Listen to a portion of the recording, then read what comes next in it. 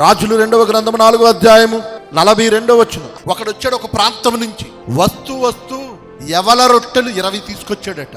వారి ఆహారం అది. 20 రొట్టెలతో పాటు క్రొత్త గోధుమ పంట యొక్క వెన్నులను తీసుకుని వచ్చాడు. మొదటి పంట బాపతు ప్రథమ ఫలం తీసుకుని వచ్చాడు.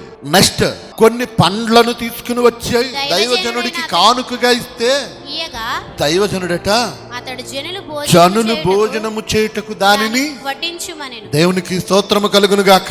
దైవజనుని మనసు ఇది. తనకు కానుకగా తెస్తే దైవజనుడు అందరికీ భోజనం పెట్టేని అన్నాడు.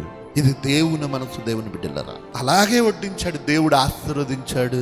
ఆ 20 రొట్టెలు, ఆ కొన్ని గోధుమ వెన్నులు, ఆ పండ్లు 100 మందికి సరిపోగా 44 వచ్చిన చూడండి. అది వారు తినిన తరువాత మిగిలిపోయిన దేవునికి స్తోత్రము కలుగునుగాక. 100 మందికి వడ్డించగా ఇంకా మిగిలిపోయిందంట. దేవుని బిడ్డలరా, మనము తెచ్చే కానుక, మనము తెచ్చే బహుమానం 100 మందికి ఆశీర్వాదముగా ఉండాలి. దేవునికి స్తోత్రం.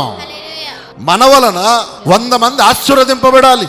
మన వలన 10 మంది బాగుండాలి. మన వలన అందరికీ ఆశీర్వాదం రావాలి.